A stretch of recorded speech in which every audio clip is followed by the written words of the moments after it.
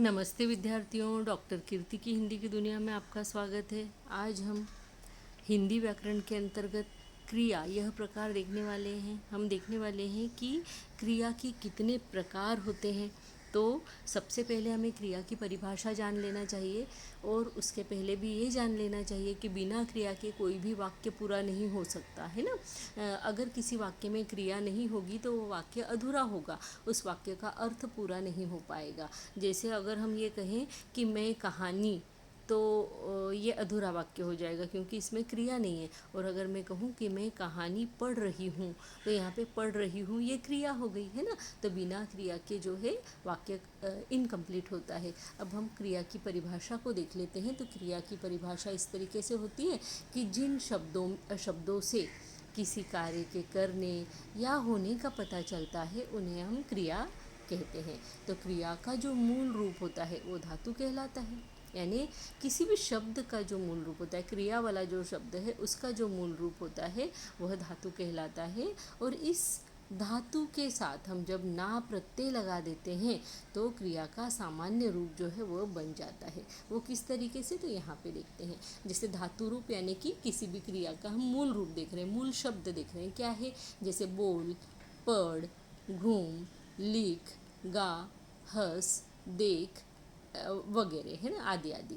तो हम देखते हैं सामान्य रूप में कि बोल में हमने ना लगाया तो बोलना बन गया, पढ़ में हमने ना लगाया तो पढ़ना बन गया, घूम में हमने ना प्रत्यय लगाया तो घूमना बन गया, गा में हमने ना प्रत्यय लगाया तो गाना बन गया, लिख में हमने ना प्रत्यय लगाया तो लिखना बन गया, हंस में हमने ना प्रत्यय लगाया तो हंसना बन गया।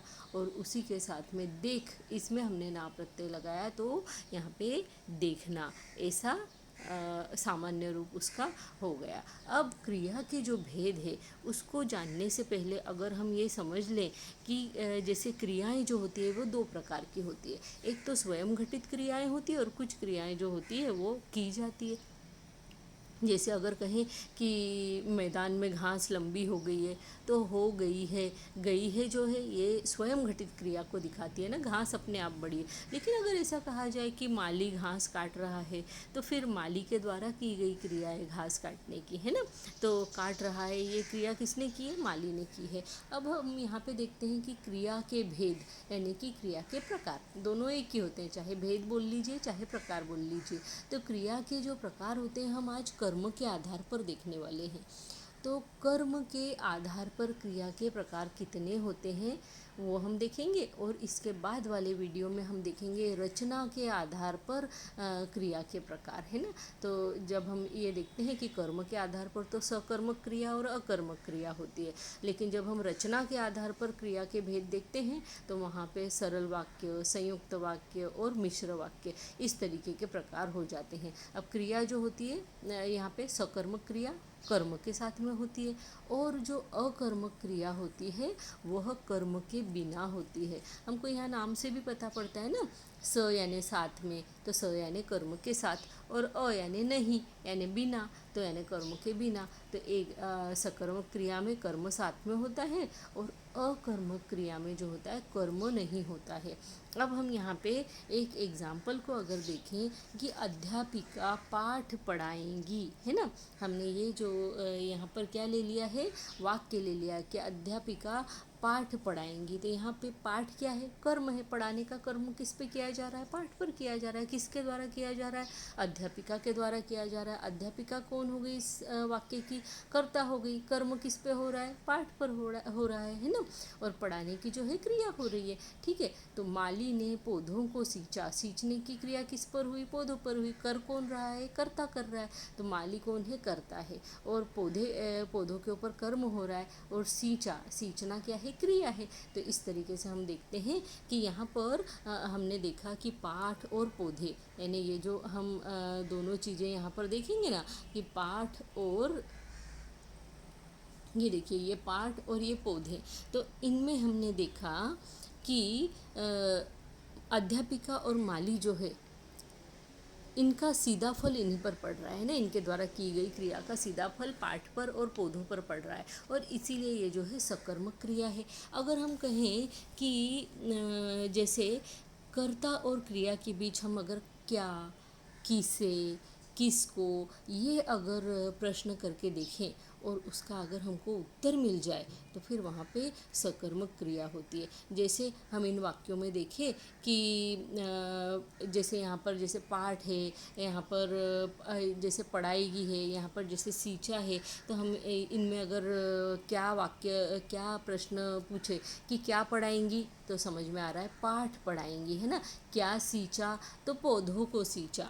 तो इस तरीके से हमको उत्तर मिल रहे हैं इसके, और ये उत्तर मिल रहे हैं इसका मतलब है कि यहाँ पे सकर्मक क्रिया। अगर अकर्मक क्रिया होती है तो वहाँ पे हमको उत्तर नहीं मिलते हैं, और इसीलिए फिर वो क्रिया जो होती है वह अकर्मक क्रिया होती है। अब हम यहाँ पे अकर्मक क्रिया को देख अब यहाँ पर हम अकर्मक क्रिया के जो उदाहरण देखते हैं कि आकाश में पक्षी उड़ रहे हैं।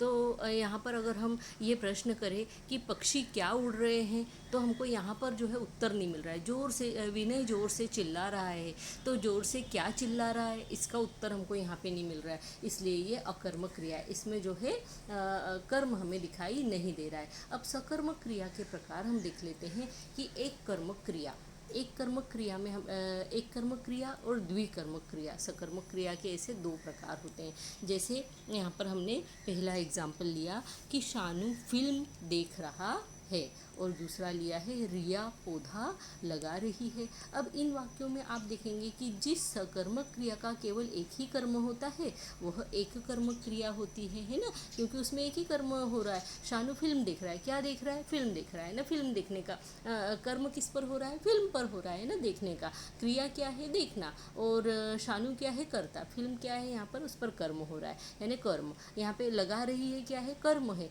रिया क्या है, कर्ता है, और पौधा क्या है, यहाँ पर हमारा पौधा जो है ये कर्म है। तो यहाँ पर एक ही कर्म है, इसलिए ये सकर्मक क्रिया है। अगर हम इसमें अकर्मक क्रिया के एग्जाम्पल देखें तो कुलदीप ने राजू को पुस्तक दी, यानी यहाँ पर कुलदीप ने किसे क्या दिया, अगर हम ये देखें तो कुलदीप ने राजू को दिया, क्या दिया, पुस्तक दिया। तो यहाँ पे दो कर्म हमको दिखाई दे रहे हैं। कौन कौन से दो कर्म दिखाई दे रहे हैं, एक तो राजू और दूसरा है पुस्तक। अध्यापिका ने बच्चों को अध्यापिका बच्चों को कहानी सुना रही है। तो अध्यापिका किसे कहानी सुना रही, बच्चों को। क्या सुना रही है, कहानी सुना रही है। तो यहाँ पे भी हमको दो कर्म जो है वो दिखाई दे रहे हैं, बच्चे और कहानी। तो इस तरीके से यहाँ पे द्विकर्मक क्रिया हो गई। अब आगे हम देखते हैं इसके अंदर कि रचना के आधार पर जो होते हैं क्रिया के कितने प्रकार होते हैं। तो रचना के आधार पर जो क्रिया के प्रकार होते हैं वे होते हैं संयुक्त क्रिया, रंजक यानी कि सहायक क्रिया, उसके बाद में हम देखते हैं नाम धातु क्रिया, प्रेरणार्थक क्रिया, पूर्वकालिक क्रिया। इस तरीके से इनके 5 प्रकार होते हैं रचना के आधार पर। आगे हम देखते हैं सबसे पहले संयुक्त क्रिया। संयुक्त क्रिया यानी क्या, तो संयुक्त क्रिया का अर्थ होता है कि दो या दो से अधिक क्रियाओं के सहयोग से बनने वाली क्रिया संयुक्त क्रिया होती है।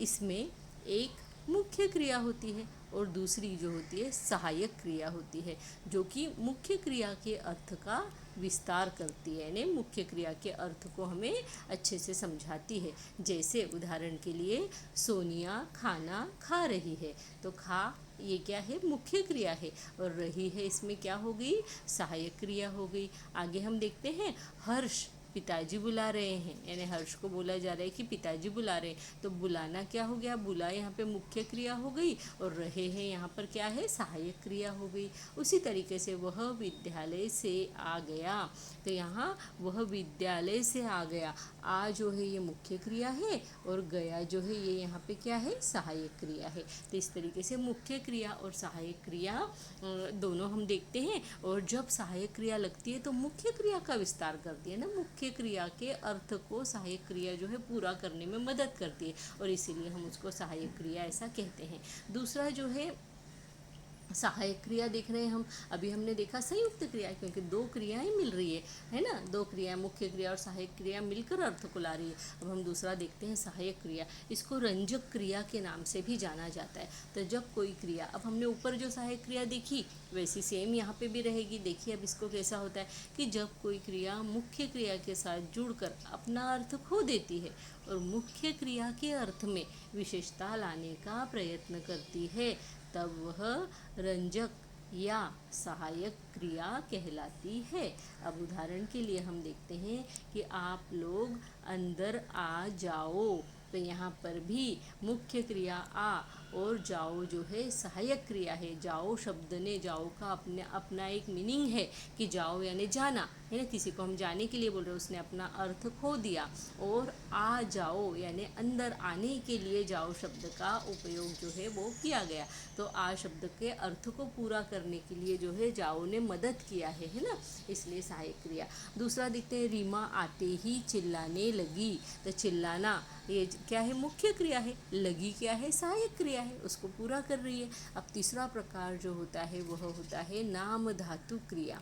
परिभाषा देख लेते हैं इसकी, कि जो क्रियाएं संज्ञा, सर्वनाम, विशेषण एवं अनुकरणवाची शब्दों में प्रत्यय जोड़कर बनाई जाती हैं वे नाम धातु क्रियाएं कहलाती हैं।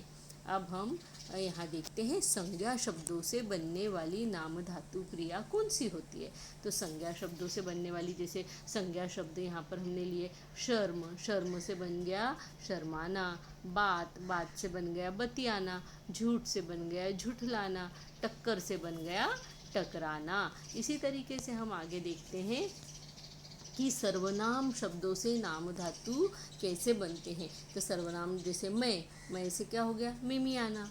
अपना, अपना से हो गया अपनाना। आगे देखते हैं विशेषण से बनने वाली जो नाम धातु क्रिया होती है वो कैसी होती है। तो साठ, साठ से सठियाना। साठ क्या है, विशेषण। तोतला विशेषण, उससे तुतलाना। गरम विशेषण, उससे हो गया गरमाना। उसके अलावा लज्जा जो है विशेषण है, उससे बन गया लज्जाना। लालच विशेषण से बन गया ललचाना। और अनुकरणवाची शब्द, अब अनुकरणवाची शब्द जो होते हैं वे कैसे, अनुकरणवाची शब्दों से जो हम नाम धातु बनाएंगे, नाम धातु क्रिया वो कैसी होगी, जैसे बड़बड़, इससे बनाएंगे हम बड़बड़ाना, है ना। उसके बाद में खटखट से खटखटाना। टन टन से टनटनाना। थप थप से थपथपाना। थर थर से थरथराना। उसी के साथ में कंप कंप से कंपकपाना। टिम टिम से टिमटिमाना। दन दन से दंदनाना। और गुनगुन से गुनगुनाना। गुड़गुड़, इससे गुड़गुड़ाना, पेट में गुड़गुड़ हो रहा है ना तो गुड़गुड़ाना। भिन भिन, इससे भिन भिनाना, है ना। भंवरे जो होते हैं फूलों के ऊपर क्या करते हैं, भिन भिनाते हैं, है ना। मक्खियाँ गुड़ के ऊपर भिन भिनाती है। इस तरीके से आगे हम देखते हैं कि क्रिया के प्रकार में चौथा प्रकार होता है प्रेरणार्थक क्रिया। और जब प्रेरणार्थक क्रिया, प्रेरणा से हमको समझ में आ रहा है किसी को इंस्पायर करना, प्रेरणा देना, है ना, इस तरीके से। तो परिभाषा हम देख लेते हैं कि जब कर्ता कार्य न करके अन्य किसी को कार्य करने के लिए प्रेरित करता है तब वह प्रेरणार्थक क्रिया कहलाती है। यानी कर्ता खुद काम नहीं करता बल्कि दूसरों को कुछ कार्य करने के लिए प्रेरित करता है, उसको करने के लिए कहता है, तब वह प्रेरणार्थक क्रिया होती है। प्रेरणार्थक क्रिया में दो कर्ता होते हैं। पहला तो प्रेरक कर्ता, यानी जो प्रेरणा देता है, प्रेरणा देने वाला। और प्रेरित करता है, यानी जो उसकी बातों से प्रेरित होता है और फिर उस कार्य को करता है, तो जिसे यानी प्रेरणा दी जा रही है वह प्रेरित करता होता है। तो प्रेरणार्थक क्रिया जो होती है उसके जो भेद हैं वह दो प्रकार के होते हैं। एक तो होता है प्रथम प्रेरणार्थक क्रिया और दूसरा होता है द्वितीय प्रेरणार्थक क्रिया। अब प्रथम प्रेरणार्थक क्रिया जो होती है उसमें क्या होता है, जैसे कि हमने अभी ऊपर देखा कि प्रथम प्रेरणार्थक क्रिया जो होती है उसके एक होती है प्रथम प्रेरणार्थक क्रिया और दूसरी होती है द्वितीय प्रेरणार्थक क्रिया। अब देखिए प्रथम प्रेरणार्थक क्रियाओं में क्या होता है कि इन वाक्यों में कर्ता जो होता है यानी काम को करने वाला वो स्वयं ही प्रेरक बनकर सोने, नहाने और पढ़ाने की प्रेरणा दे रहा है। हम अभी ऊपर के वाक्यों को देखेंगे, यानी कि प्रेरित कर रहा है। अतः यहाँ पर जो है प्रथम प्रेरणार्थक क्रिया होगी। जैसे कि माँ अपने बेटे को सुलाती है, तो माँ क्या है यहाँ पे करता है और स्वयं ही प्रेरित हो रहा है, स्वयं ही कार्य क्रिया कर रही है बेटे को सुलाने की, है ना, खुद के हाथ से खुद ही सुला रही है। तो यहाँ पर क्या है, ये प्रथम प्रेरणार्थक क्रिया है। और माँ बच्चे को नहलाती है बोला तो भी क्या है, माँ स्वयं जो है यहाँ पे करता है और स्वयं जो है कर्म कर रही है नहलाने का। तो यहाँ पे क्या है, प्रथम प्रेरणार्थक क्रिया है ना, नहलाने की क्रिया जो है वो कौन कर रही है, माँ कर रही है। तो माँ के द्वारा ये क्रिया हो रही है, यानी प्रथम प्रेरणार्थक क्रिया है। ये किसी से करवा नहीं रही है, ये खुद जो है कर रही है। अगर किसी से करवाती, बच्चे को नहलवाती किसी से, तो फिर जो है वहाँ पर द्वितीय प्रेरणार्थक क्रिया हो जाती। जैसे माँ अपने बेटे को सुलाती है, अगर वो किसी से सुलवाती तो फिर क्रिया हो जाती द्वितीय प्रेरणार्थक। जैसे माँ होती है ना, अपने बड़े बच्चे से बोल देती है कि अरे छोटे वाले बच्चे को सुलाने के लिए कि भाई इसको थोड़ा सुला दो, तो जो है वो क्या कर रही है, सुलवा रही है, अपने बड़े बेटे से छोटे बेटे को जो है सुलवा रही है। तो वहाँ पे सुलवाना ये बात हो जाएगी, तो वो द्वितीय प्रेरणार्थक क्रिया हो जाएगी। जैसे अध्यापक बच्चों को पाठ पढ़ाते हैं तो प्रथम प्रेरणार्थक क्रिया है, क्योंकि अध्यापक स्वयं पढ़ा रहे। अगर अध्यापक किसी से पढ़वाने का काम करते, जैसे अध्यापक क्लास में करते हैं ना कि भाई सब लोग जो है एक एक करके पढ़ते जाओ और वो एक्सप्लेन करते जाते हैं, तो वो पढ़वाने का काम करते जाते हैं, है ना। तो वहाँ पे द्वितीय प्रेरणार्थक क्रिया होती है। लेकिन यहाँ पर क्या कर रहे हैं, अध्यापक बच्चों को पाठ पढ़ाते हैं, यानी स्वयं पढ़ा रहे हैं, प्रथम प्रेरणार्थक क्रिया। तो इन वाक्यों में देखते हैं हम कि कर्ता जो है स्वयं प्रेरक बनकर सोने का काम कर रहा है, नहाने का और पढ़ाने का, ये सब प्रेरणा स्वयं करता ही दे रहा है और स्वयं करता ही ये जो क्रियाएं हैं वह कर रहा है। अतः यह प्रथम प्रेरणार्थक क्रिया के उदाहरण है। और सभी यहाँ पर हम एक और बात ध्यान रखें कि जितनी भी प्रेरणार्थक क्रियाएं होंगी वे सारी जो है सकर्मक होंगी। प्रेरणार्थक क्रिया की बात कर रहे हैं ना, दूसरी क्रिया की नहीं। अब यहाँ देखते हैं द्वितीय प्रेरणार्थक क्रिया। द्वितीय प्रेरणार्थक क्रिया में जब कर्ता स्वयं कार्य न करके किसी अन्य को कार्य करने के लिए प्रेरित करता है, तब वह क्रिया द्वितीय प्रेरणार्थक क्रिया कहलाती है। जैसे माँ धोबी से कपड़े धुलवाती है। अब यहाँ पे जो है माँ ने स्वयं काम नहीं किया, उन्होंने धोबी से जो है कपड़े धुलवाने का काम किया, तो धुलवाती है, ये क्या हो गया, द्वितीय प्रेरणार्थक क्रिया। माँ ने धोबी से कहा और धोबी ने उस कर्म को किया, है ना। और पहले क्या हुआ था कि माँ बच्चे को सुलाती है, तो यहाँ पे क्या हो गया था, यहाँ जैसे कर्म करने वाली माँ थी और ये माँ का सीधा सीधा प्रभाव यहाँ पे पड़ रहा था, इसलिए माँ सुला रही थी। माँ ने किसी को यहाँ पे देखिए, यहाँ दूसरा हमको कोई करता नहीं दिख रहा था, है ना। माँ ने इसको कहा या इसने इसको कहा, ऐसा कुछ नहीं था यहाँ पे, है ना। यहाँ पे सीधे माँ कर्म कर रही थी। यहाँ पे हमको दो चीज़ें दिखाई देती है, जैसे माँ धोबी से, है ना, और फिर कपड़े धुलवाती है। पिताजी माँ से क्या करवाते हैं, चाय बनवाते हैं। दादी माँ से क्या करवाती है, सब्जी बनवाती है। तो यहाँ पे ये द्वितीय प्रेरणार्थक क्रिया है, जब हम दूसरे से कार्य करवाते हैं। इन सभी वाक्यों में कर्ता स्वयं कार्य न करके दूसरे से करवा रहा है।